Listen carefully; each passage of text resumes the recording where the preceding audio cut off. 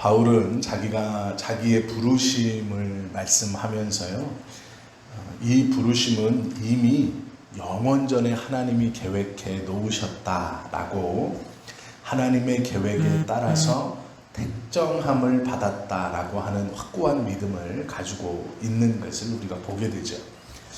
이 로마서에서 자기를 소개할 때 예수 그리스도의 종 바울은 사도로 부르심을 받아 하나님의 복음을 위하여 택정함을 입었다, 이렇게 말씀하고 있습니다.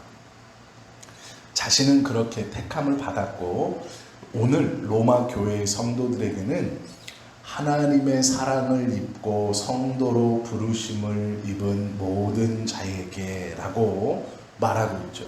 그러면서 우리 아버지와 주 예수 그리스도로 쫓아 은혜와 평강이 있기를 원한다 라고 축복하는 것을 우리가 보게 되죠. 여기서 부르심을 입었다라고 하는 말은 하나님의 소유물이라는 뜻이고요. 이것은 하나님의 예정을 입은 사람들이라는 말입니다. 로마서에서 가장 중요한 본문, 그리고 성경을 통틀어 이 가장 중요한 본문 중 하나, 핵심이 숨어져 있습니다. 그게 뭐냐면 오늘 본문에 등장하고 있는 이 택정함을 입다라는 단어예요. 이것이 예정이라는 말입니다. 바울은 로마 교회 성도들에게 너희도 그들 중에 있어 예수 그리스도의 것으로 부르심을 입었다 라고 말하죠. 6절에 보시면 너희도 그들 중에 있어 예수 그리스도의 것으로 부르심을 받은 자니라, 이렇게 말해요. 이게 예정을 설명하는 그러한 말씀입니다. 이 부르심, 너희도 그들 중에 있어 예수 그리스도의 것으로 부르심, 이것이 무엇인가? 그것을 좀 먼저 우리가 민감하게 살펴볼 필요가 있죠. 이 부르심은 유효한 부르심이라는 것이 먼저입니다. 유효한 부르심, 인정되는 부르심이라는 거예요. 그리고 살아있는 부르심, 누구나 다 알 수 있는, 즉 나는 부르심을 입었다라고 할 때 그 부르심을 듣는 모든 자들이 그렇구나, 맞다, 그 부르심이 너에게도 있구나 라는 것을 서로 다 알아볼 수 있는 것이 유효함입니다. 즉 도장을 받았는데 롯데월드나 에버랜드에 가요. 그러면 팔에 띠를 차죠. 그 띠를 매일매일 이렇게 색깔을 바꾸어서 줍니다. 그러면 그 날에 이 맞는 띠를 차면 모든 놀이기구를 다 이용한다든지 아니면 아무데나 막 간다든지, 이제 그런 뜻인 거예요. 오늘 이 사람의 팔목에 있는 표를 보니까 자유이용권을 샀구나. 그러면 막 돌아다녀도 아무도 뭐라고 하지 않는 거예요. 자기가 원하는 것을 줄 서서 타는 거죠. 왜 그러냐면 그 손에 있는 띠가 자유이용권이기 때문에 그래요. 그걸 봐도 아는 것, 이게 유효한 부르심이라는 의미와 비슷한 거예요. 하나님이 불렀구나라는 걸 인정받는다라는 것이거든요. 그런데 한 가지 주의할 게 있습니다. 마태복음 22장 14절 말씀에 보면 청함을 받은 사람은 많되 택함을 입은 자는 적으니라 라는 말씀이 있어요. 즉 초청함을 받은 사람은 많은데 초청이 택함이 아니에요. 자, 들어오세요, 괜찮습니다 라고 광고를 하는데 그 하나님께서 초청을 많이 하셨어요. 그러면 초청을 받은 모든 사람이 다 택함을 받느냐? 아니라는 거예요. 마태복음 22장에서는 초청함을 많이 받아요, 잔치에. 그러나 들어오는 사람이 잔치를 누리는 것이지, 내가 초청받았다고 해서 그것이 바로 택함을 받았다는 것은 아니라는 거예요. 이것이 우리가 예정을 말할 때 굉장히 중요하게 고민해야 되는 것입니다. 유효한 부르심이라는 것은 초청을 받고 택함을 받는 것, 이것이 유효한 부르심이에요. 초청을 받은 것, 이것 자체가 유효한 부르심이 아니에요. 오늘 9시까지 입장하시면 공짜입니다 라는 소리를 들었어요. 그런데 아유, 사람이 얼마나 많이 가겠어. 공짜니까. 괜찮아, 가지마. 그리고 이제 9시 땡 돼서 봤는데 사람이 별로 없는 거예요. 야, 사람 없다. 가보자. 그러면 시간이 돼서 이벤트는 끝났습니다. 끝이에요. 그 초청을 받았다고 그 부르심이 계속 유효한 게 아니라는 거예요. 택함을 받은 자는 적다라는 것이 어떤 뜻인가 잘 알아야 돼요. 이 부르심은 유효한 부르심, 효과가 있는 부르심, 인정받는 부르심인데, 이 부르심에서 주의할 것은 청함을 받았다고 택함을 받은 것은 아니다 라는 것을 우리가 생각해 봐야 됩니다. 그리고 이 유효한 부르심은 하나님의 예정에서 나오는 거예요. 이 하나님의 예정이라는 것이 얼마나 중요하냐면요, 우리는 이 성지교회는 대한예수교 장로회에 속한 교회입니다. 물론 자세하게 가면 백석측 한성로회 북부시찰에 들어있어요. 그런데 크게는 대한예수교 장로회, 우리가 그냥 장로교회라고 말하는 데 있습니다. 그러면요, 장로교회, 감리교회, 성결교회, 순복음, 기타 여러 교단이라고 부르는 그런 교회들이 있죠. 교회 앞에 붙여져 있는 장로교회 세례 교육할 때 장로교회 교인이 되겠습니다 라고 할 때 그 사람들을 가르치는 세례 문답 조례가 있어요. 여기에 51조에 뭐라고 되어 있냐면, 장로교회의 교리는 무엇입니까? 이렇게 질문하는 게 있어요. 즉, 장로교회의 교리, 장로교회는 무엇을 믿고 있는 것입니까? 이거 질문이거든요. 그런데 거기에 뭐라고 써 있냐면, 물음, 장로교회의 교리는 무엇입니까? 답, 장로교회의 교리는 하나님의 예정을 믿는 것입니다. 이게 장로교회의 교리예요. 하나님의 예정은 장로교라고 붙어있는 모든 교회의 중심이에요. 근간, 예정, 미리 택하셔서 부르셨다. 이 부르심을 미리 하나님이 택하셔서 불렀다는 것을 믿는 것, 이것이 장로교회의 교리예요. 그러므로 이것은 흔들리지 않는 것이에요.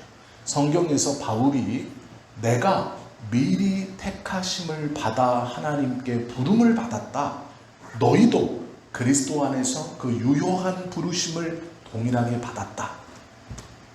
우리가 하나님의 백성으로 바울이 인정하고 붙들고 있었던 그 부르심에 대한 믿음, 초대교회 성도들이 그들의 신앙의 중심으로 놓고 있었던 그 부르심에 대한 믿음을 동일하게 고백하는 것이 장로교회예요. 그래서 장로교회의 교리는 무엇입니까? 하나님의 예정입니다 라는 것이에요. 그렇기 때문에 예정은 장로교회에서 핵심 중에 핵심이에요. 미리 당신의 백성을 아시고 선택하셨다라는 것이죠. 하나님은 영원전부터 이 세상에서 일어날 모든 것에 대해서 미리 예비하시고 운행하시고 통치하신다라는 것이죠. 이런 성경적 견해가 하나님의 예정입니다. 그래서 이것은 굉장히 중요해요. 그러면 하나님의 예정을 왜 우리로 깨닫게 해주시느냐?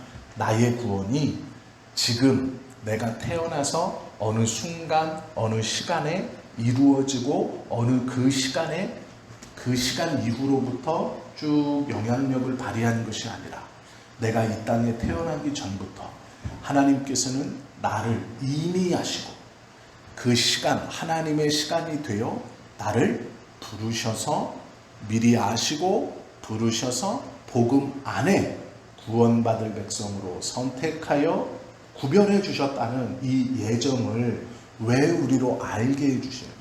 이것은 하나님의 비밀이거든요. 예정은 하나님의 비밀이에요.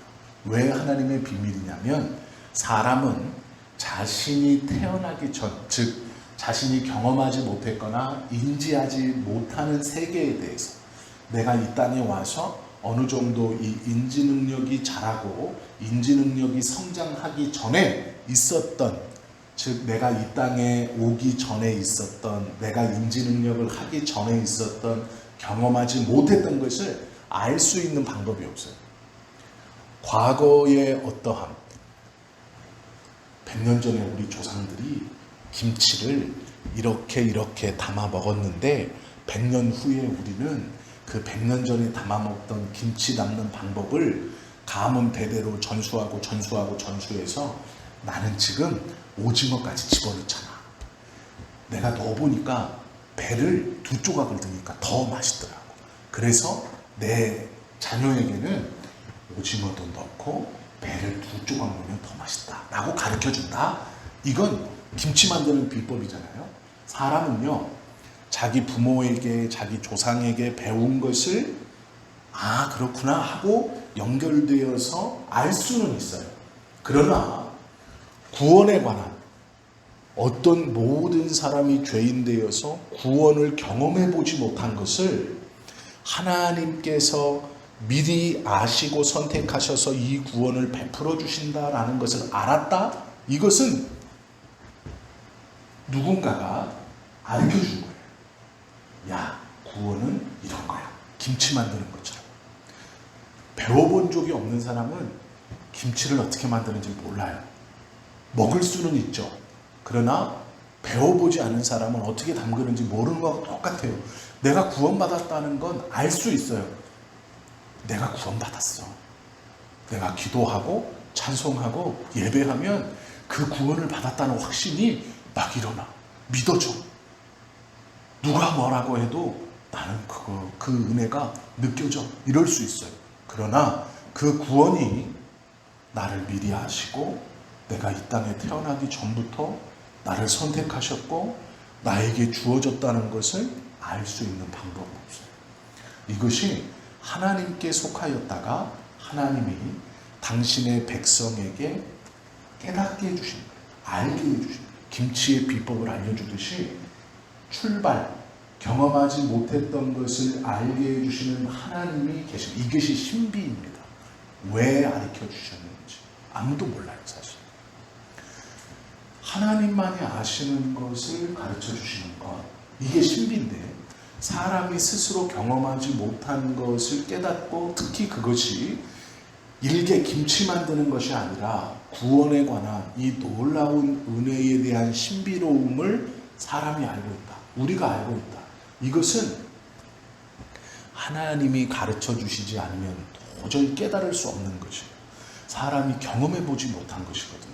누구에게 들어보지 못한 것이에요. 왜냐하면 하나님의 것을 사람이 짐작하여서 알 수 있는 방법이 없어요. 경험해 보지 못했던 거거든요. 한 번도 본 적이 없는 거예요. 모든 사람이 죄인 되었을 때 죄 밖에 있는 것은 아무도 알 수 없어요. 어떤 것도 짐작해 볼 수 없어요.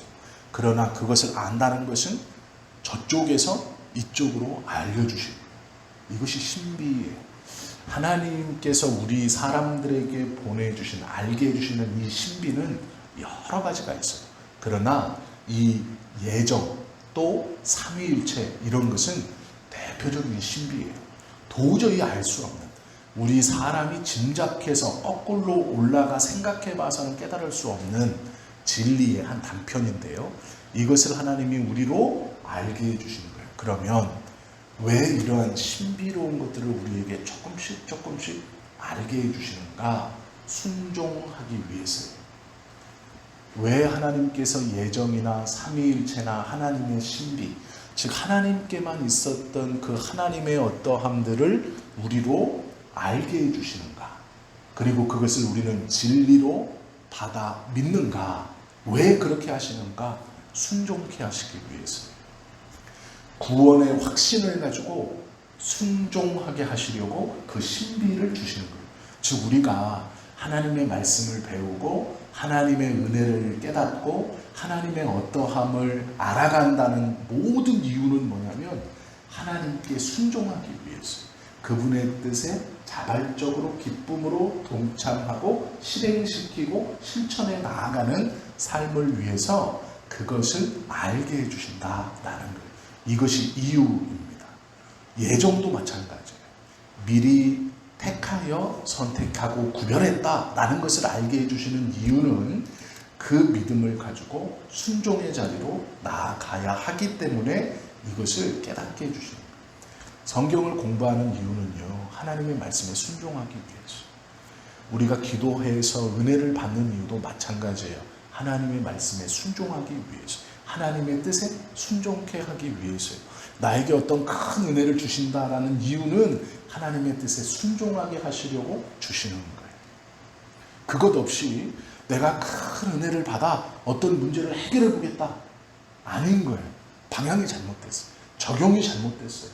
그렇기 때문에 은혜가 임하지 않는 거예요. 아니, 임하지 않았다고 생각하는 거예요. 왜냐하면 내가 생각하는 은혜란 이 문제를 해결시켜주는 어떤 능력이거든요. 그렇지 않다는 거예요. 하나님이 우리에게 하나님의 은혜를 주심은 하나님의 뜻에 순종케 하시기 위해서인데, 우리는 문제 해결을 위해서 능력받기를 원하니 하나님의 은혜가 은혜로 작동되지 않는 것이죠. 그렇기 때문에 그의 신앙이 메마르고 공허한 거예요. 기도는 열심히 하는 것 같고, 봉사는 열심히 하는 것 같고, 하나님의 뜻에 열심히 따라 신앙은 하는 것 같지만, 문제는 뭐냐면 방향이 달라요. 하나님의 은혜의 방향과 은혜의 목적과 내가 그 열심을 통해서 받으려고 하는 은혜의 쓰임이 완전히 다른 거예요. 그렇기 때문에 그의 신앙이 힘이 들고 어렵고 인정받으려 하고 이것을 통해 문제를 해결하려고 하니까 결론이 안 나는 거예요. 계속해서 고생스러운 신앙생활이 되는 거예요. 기쁨이 없는 거죠. 하나님의 은혜는 우리로 알게 해주시는 그 놀라운 믿음의 신비는 하나님의 뜻에 순종케 하기 위함이라는 걸 깨달으면 이 순풍에 돛단 듯 쭉 가게 되어 있어요. 기쁨이 있고 감사가 있고 시원함이 있는, 신앙이 재미있는 거예요. 이건 세상적 표현이지만 재미있는 거예요. 하나님의 뜻이 무엇인지를 깨달으니 재밌고, 그것을 지켜감이 재밌고, 그것을 이 하나님의 뜻대로 쓰임이 재밌는 거예요.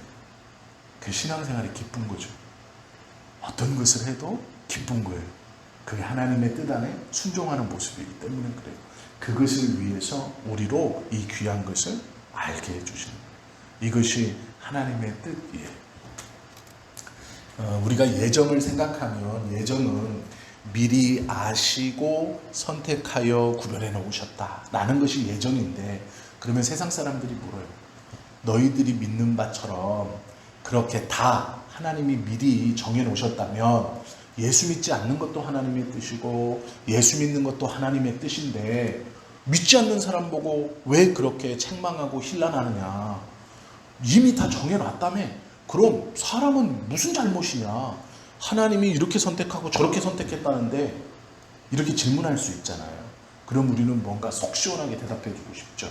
바울이 그거에 대한 대답을 줬거든요. 로마서 9장 말씀 한번 보세요.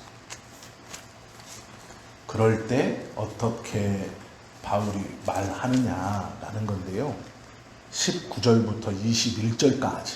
이게 무엇이냐면, 만드시는 분이 그리 만들었다 하는데 어찌 피조물이 나는 이렇게 만들었느냐라고 네가 감히 하나님께 반문하느냐. 그럴 수 없다. 하나님이 멸망의 그릇으로, 영광의 그릇으로 만들었다 한들 네가 어찌 감히 하나님께 왜 그렇게 했냐라고 책망하겠느냐라는 말씀이에요. 성경은요, 이렇게밖에 가르쳐주지 않아요.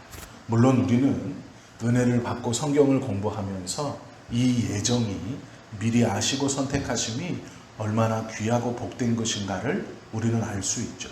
그리고 그것을 짐작해요.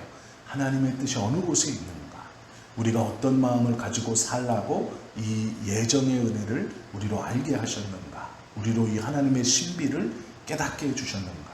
그런데요, 세상의 사람들에 대해서 하는 말이에요. 이 말은 세상의 사람들에 대해서 바울이 예정 안에 있는 성도들에게 그렇게 설명하는 게 아니에요. 이 설명은 예정 밖에 있는 성도들, 사람들에게 말하는 거잖아요. 뭐라고 말하냐면, 네가 감히 피조물인데 만든 창조주에게 네가 감히 힐문하거나 반문할 수 있느냐. 그럴 수 없다.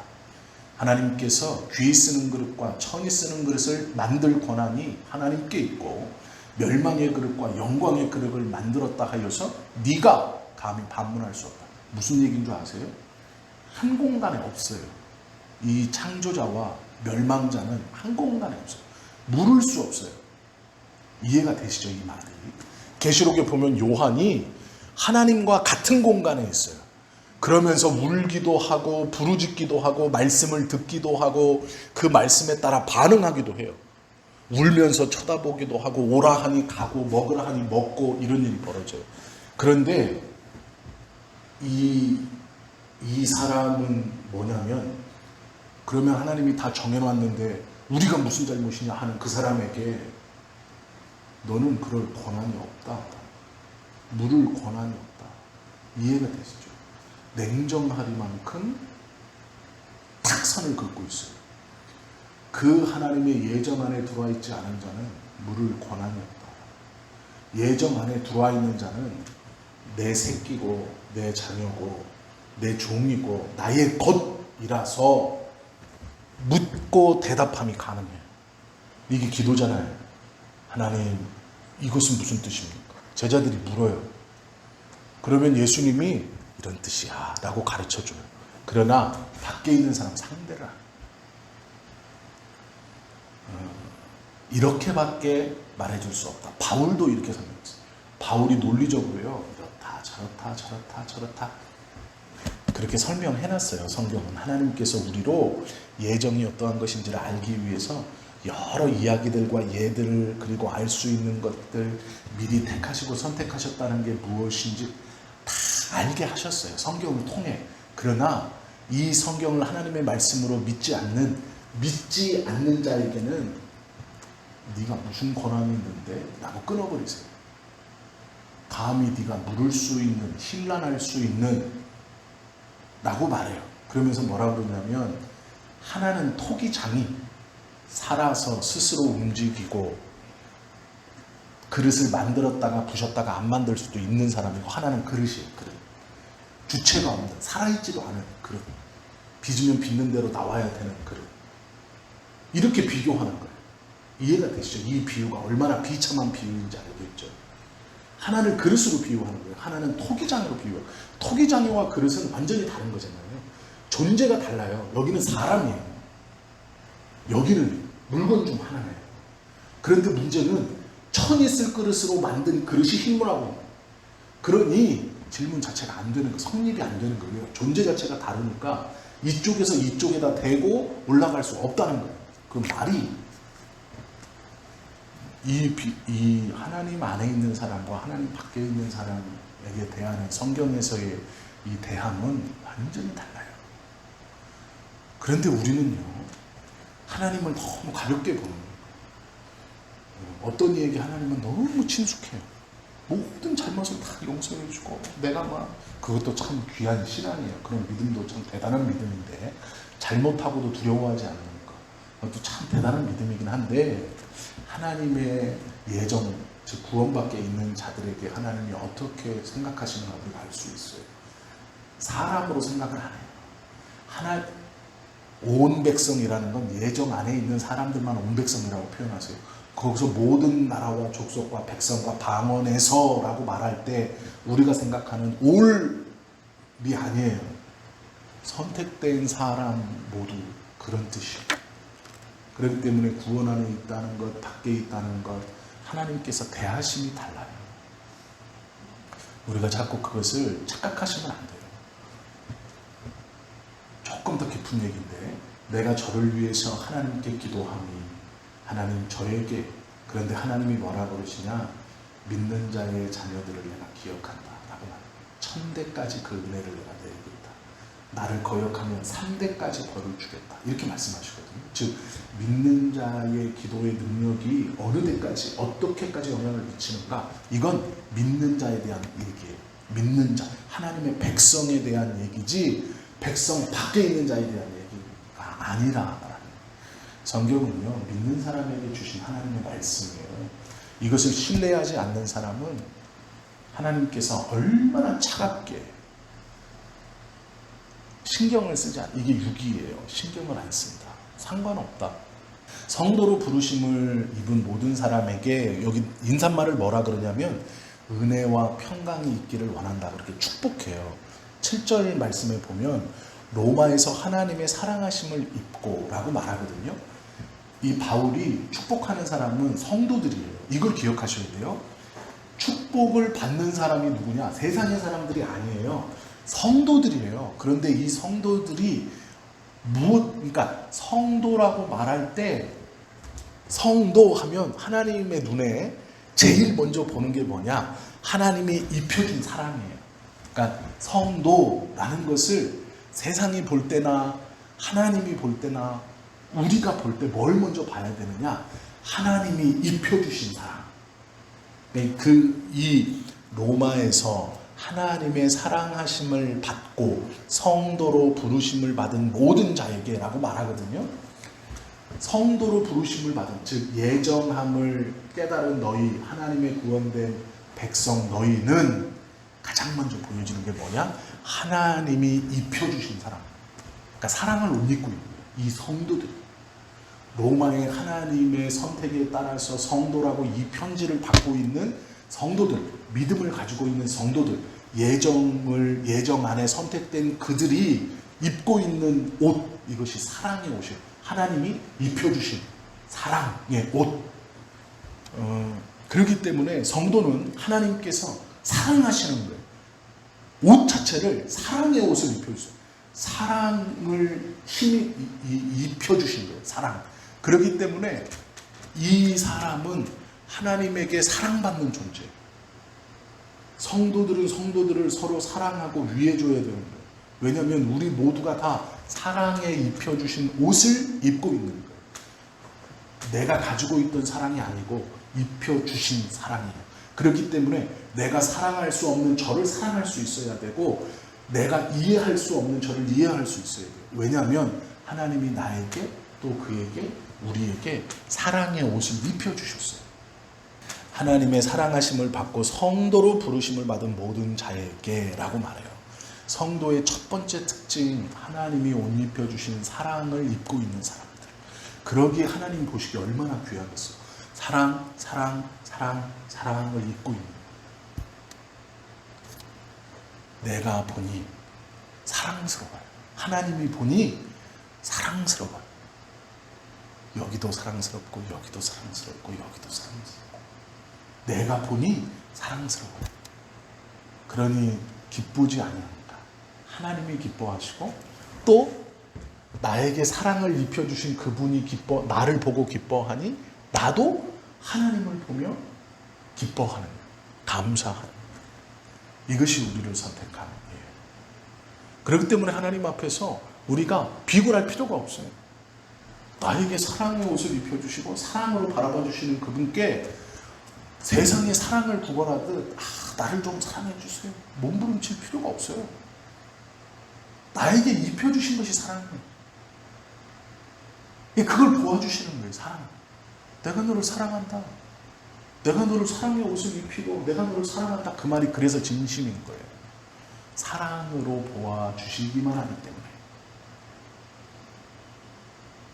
그리고 이 성도라는 말은요, 하기오스라는 말인데 하나님을 예배하는 자라는 뜻이에요. 성도라는 뜻이. 이것이 하나님을 예배하는 자라는 뜻이거든요. 그러니까 성도라고 부를 때 사랑으로 입혀 주신 이 사랑이 하나님을 예배하는 게 성도예요. 이게 하기오스입니다. 그러니까 우리의 신분이나 우리가 하나님 앞에서 어떠한 대접을 받는다라는 것은 하나님은 언제나 사랑으로 우리를 보아요. 그러니까 당당해도 돼요. 비굴할 필요가 없어요. 사랑을 하나님 앞에 구걸할 필요가 없어요. 사랑은 여기 있으니 사랑은 여기 있으니 우리가 하나님을 사랑한 것이 아니에요. 우리가 아직 죄인 되었을 때에 하나님이 우리를 사랑하셨다라는 거예요. 그냥 내 백성 구별하여 부르시고 보지도 않고 사랑의 옷을 입혀주시고 사랑으로 봐주시는 거예요. 네 과거가 어떻든 마음이 어떻든 나는 신경 쓰지 않아. 나는 상관없어. 사랑이야. 내 사랑이고 내가 네 사랑해 라는 거예요. 이 사랑을 알면 세상의 사랑을 구걸할 필요가 없는 거예요. 이것이 하나님이 우리를 선택했다. 그리고 이것을 깨닫게 해주시는 분이 성령님이세요. 내 안에 성령님이 이것에 대한 확증, 그것이 맞다 라고 우리에게 인정케 하시고 성령께서 우리에게 그것을 받아들여서 성도로 살아갈 수 있게 해주시는 것이죠. 이 성도들에게 평강과 은혜, 이 은혜와 평강이 있기를 말하는 거죠. 은혜와 평강이 있기를, 은혜라는 건 거저 주시는 거예요. 선물과 같은 것이거든요. 이것이 있기를 원한다.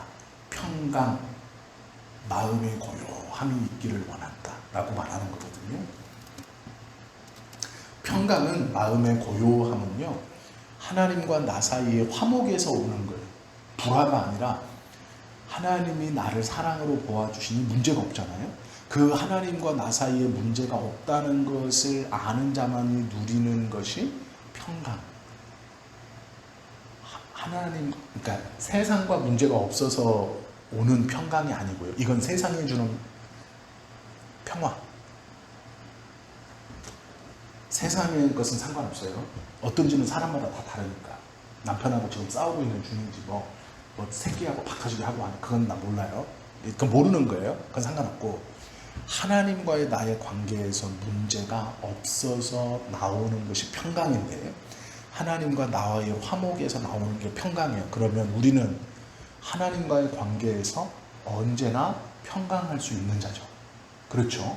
그래서 주님 주신 평강이 언제나 우리에게 넘칠 수 있는 건데, 문제는 우리의 죄가 이 화목을 깨면 평강이 깨지는 거예요. 마음이 불안한 거예요. 교회에 와도 마음이 불안해요. 하나님께 기도해도 불안한 거예요. 뭐 때문에? 나의 죄로 인해서. 기도해도 하나님과의 이 화목이 이루어지지 않아요. 죄 때문에. 이걸 빨리 해결해야 돼요. 그래서 회개하는 거예요. 하나님 앞에. 내 잘못을 빨리 하나님 앞에 고해서 용서받고 내가 이 잘못에 대한 책임을 안 져야지가 아니에요. 하나님과 화목하지 않기 때문에 회개하는 거예요. 하나님과의 화목, 즉 내 안에 일어나는 평강이 나에게 없기 때문에, 내가 평강을 뺏겼기 때문에, 저 죄 때문에, 그래서 이 죄를 빨리 하나님 앞에 내려놓는 거예요. 그러면 하나님과의 화목하게 다시 회복되고 평강이 다시 일어나요. 그래서 회개하는 거지. 이거 죄책감을 빨리, 그리고 이걸 회개하지 않으면 막 어떤 책임의 결과가 막 내가 이것 때문에 벌 받고, 막 이것 때문에 삶이 꼬이고, 이것 때문에 내가 다치고, 뭐 사업이 망하고, 막 이렇게 우리는 자꾸 생각해요. 아니에요. 그것을 하나님 앞에 내려놓고 회개해야 되는 이유는 화목하기 위해서예요. 하나님과 다시 화목하기 위해서. 평강을 붙들게, 평강이 내 안에서 일어나게 하기 위해서. 그래서 성령께서 죄를 자꾸 이렇게 막 들쑤시는 거예요. 야, 너 이거 빨리 고백해야 돼. 왜요? 평강이 없잖아요. 마음에. 뭔가 이렇게 거침이 있잖아요. 계속 지금 예배, 기도에, 찬송에도. 그렇기 때문에 회개케 하신다. 이 평강은 하나님과의 화목에서 오는 마음의 평안함이에요.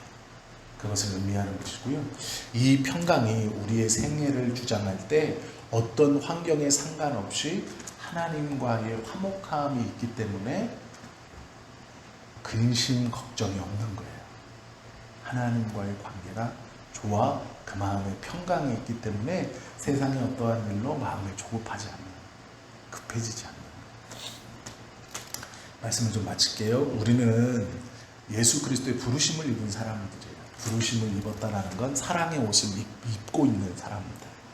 그러기에 하나님이 우리를 사랑으로 보아주신다라는 것을 기억해야 돼요. 그리고 그리하신 이유는 우리와 하나님의 관계를 화목하게 하시기 위해서.